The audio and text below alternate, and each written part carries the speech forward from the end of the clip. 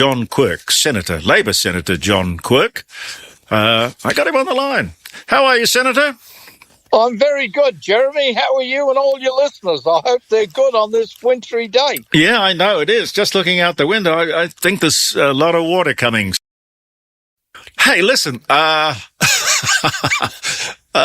do I start? You must look at all of this and smile. The CFMEU, the stories you could tell. Well, the story is, mate, that, I go back to the Meyer REM Site in particular. Oh, yes. Which I'm old enough, and some of your listeners will be old enough to remember. I am. And the Chinese cooking allowance and things like that. Dim sum allowance. The train driver and others got a Tell us the story. Extra payment because they could smell the Chinese cooking.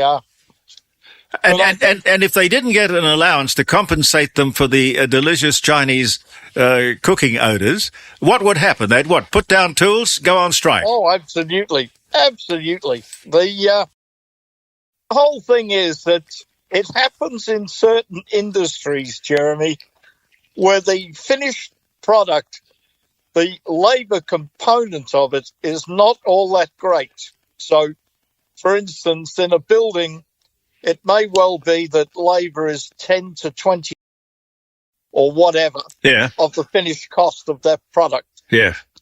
And if they don't meet, that is, the builder doesn't meet certain deadlines, then the penalties can be greater than the Chinese cooking allowance. Right. So, therefore, what happens is that it's for all those sorts of things. It was the same on the wharf. Wharfage is a fraction of the finished cost, generally, of what's sold to you and me. Yeah. And as there are all sorts of things used to happen on the wharf. I remember containers that get lost. Yeah. All sorts of things. Senator, I remember during that Patrick strike, we talked to Chris Corrigan pretty frequently, and the stories he told were just amazing. He said to me once, if he doesn't prepare a whole lot of pay envelopes for people who don't even exist, he called them ghosts or something. If he didn't pay all these people who not only didn't come to work, but didn't even exist, the union would take those envelopes.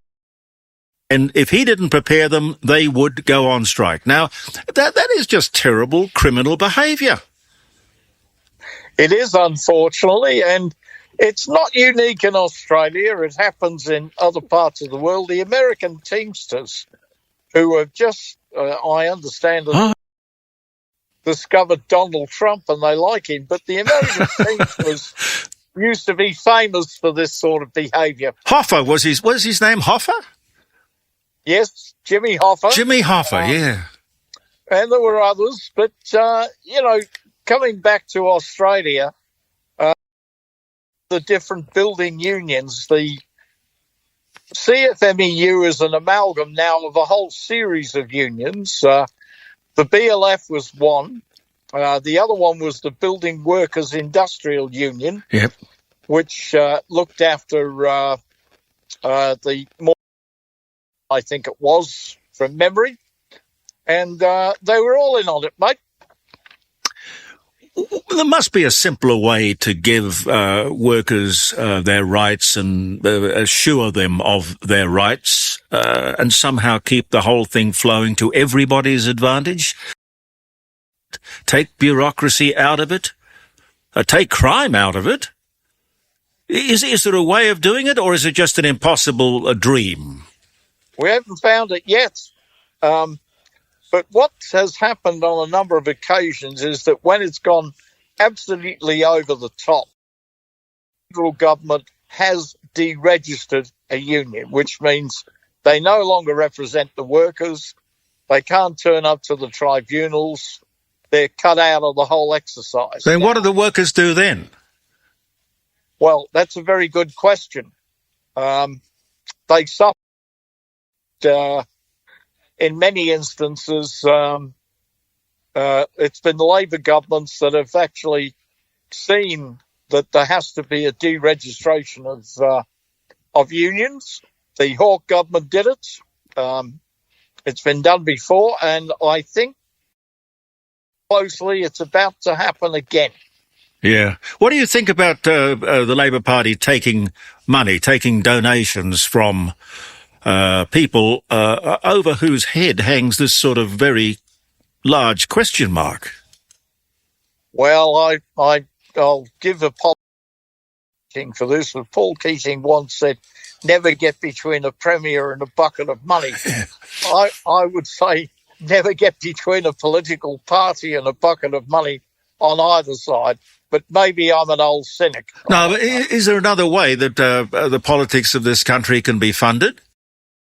Yes, there is. You can have public funding complete, but there's still the temptation there for that extra bit of funding to go and do the last-minute television, the last-minute radio, the last-minute this, that, and the other. And of all persuasions deal with this. Recently in South Australia, there's been the stuff about call flute signs and things like that. Yeah.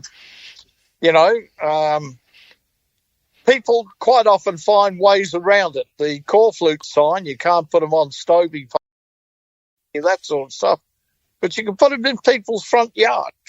So there'll be an incentive for that. Yeah. And, of course, the dynamic nowadays has changed because the world now has many, many more multi-millionaires, if not billionaires, like Elon Musk and George Soros.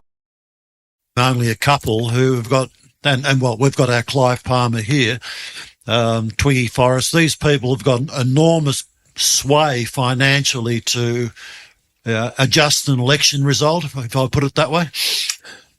Well, the other thing too, Jeremy, is that you're also seeing the major political parties. Oh, yeah? It's happening here quite significantly. You see the Labour Party primary vote is now down to in the upper 20s or low 30s. The Liberal Party vote similar, and you find it's a smorgasbord now of different... Now, our preferential system tends to mask the impact of that because at this stage, people still have to come back to one or the other. However, as the decline in the vote for the major parties and the spread sorts of little parties, or some not so little, it's unravelling what has been primarily for well over the time since federation of a two-party political system. Yeah. What do you... almost, I suppose I'd be tempted to call it Sergeant Schultz defensive, I know nothing. Well, yeah, I think I've told you the story about when I was working for 5KA and they were building a new radio station. And the union at the time, which I think would have been probably the BLF, they simply said to the management through the architect or whoever it was, if you don't sack Cordeaux, we're going to put the tools down and you'll never get your building built. Now, I don't know what happened. I think somebody was paid off. They didn't sack me, but clearly that sort of standover tactic, that was 40 years ago. I mean, that sort of thing has been going on for so long, and we've got politicians in North Terrace and in Canberra who say, they never knew a thing about it. It's hardly credible, is it? It's not very credible at all. In fact, a more recent event. In fact, I think about 3 or 4 weeks ago, John Setka from the CFMEU went out after the AFL for hiring one of his nemesis from the ABCC while it still existed. Oh, yeah.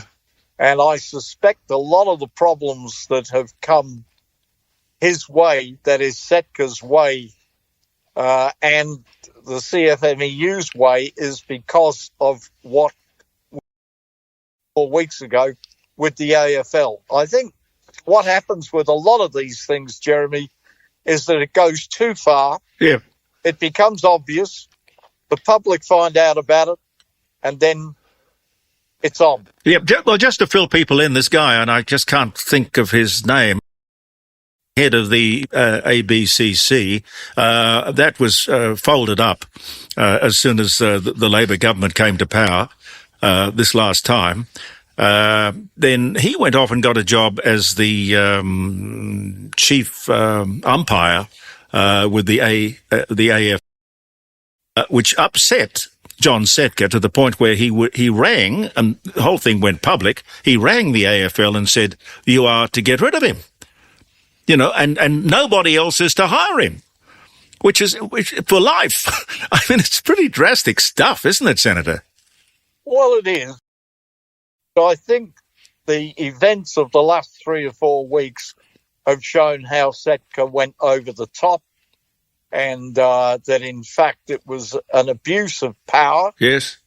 And the system, in a funny sense, Jeremy, the system has blown up in the face of people like Setka to try and intimidate an organisation like the AFL, which out there probably has more support, the AFL, than any political party. Yes, true. But, I can understand the man, John Setka's popularity. He got them, I think, recently, his rank and file, a 21% pay rise over 4 years. So as a union, they were certainly doing their job, which is to look after. Yes, indeed, and to make sure, above all else, that workers are safe on sites. The battle that I remember particularly many years ago in politics was the asbestos problem. Oh, yes, yes. And it was the BLF, sorts of other things, that really did a lot to protect workers from asbestosis, and in particular, my old friend Jack Watkins, who's not been with us now for 20 years, Jack was known as Asbestos Jack. Jack went out all future workers because he'd seen what had happened to others that had been exposed to asbestosis with terminal lung cancer. I think I spoke to him. He was a great campaigner for the whole cause. I remember that. Let me take you back to the REM site. When a $100 million build, it went broke somewhere near completion, as I remember, and ultimately the building was sold for over $1 billion. And the overall cost, well, I go back. It was sold for $100 million.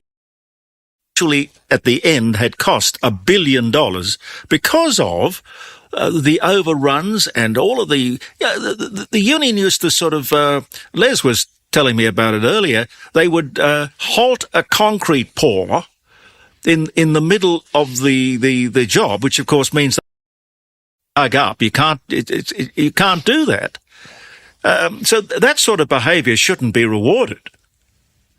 Well, I remember a lot of this because I was chair of economics and finance, or probably more, that was the name of the committee in state parliament, and it really is the Public Accounts Committee. And I used to have a room that I used to take the name of the saviour, to put it for your listeners, and I used to call it the O Saviour Room. Your listeners can do that because there's something else like that.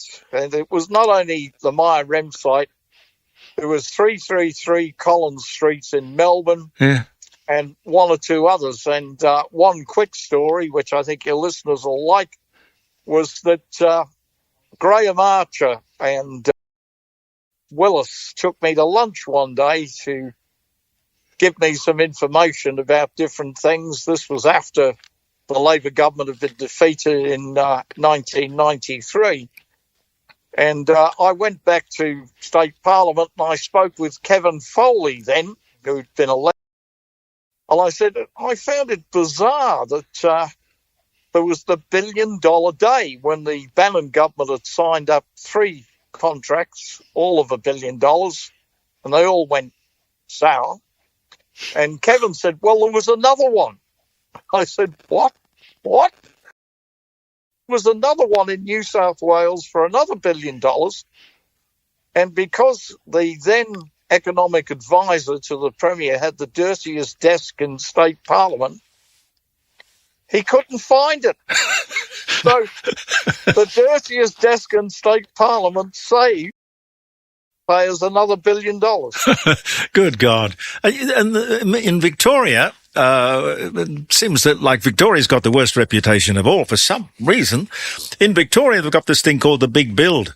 And some of the infrastructure projects are 3, 4, 5 times. They run estimates by 3, 4, 5 times. And a lot of that must be components like this. Oh, I'm sure they are, mate. And I'm certain that you would probably unravel all these sorts of things. But you have to be very careful when you call inquiry. It's always better to know the answer to a question before you ask it. Yes. Yeah, I think the best example of that was the Fraser government thought they would be smart by having a royal commission into the Painters and Dockers Union. Oh, yeah. Because every ship in Australian waters that had a problem would limp to Singapore or anywhere rather than face the painters and dockers here. Yeah. And, of course, the Royal Commission went in there and didn't find corruption. Well, they did find corruption. What they found was the bottom of the harbour, which blew up in Fraser and the Liberal Party faced to such an extent that we still talk about the bottom of the harbour scheme. Yes, indeed. We don't talk about the painters and dockers anymore. Have you written the book yet? No, not yet. you got to talk to you. Thank you very much for coming on the show, and I'll see you later. Thank you, Jeremy. See ya. The marvellous John Quirke, Senator.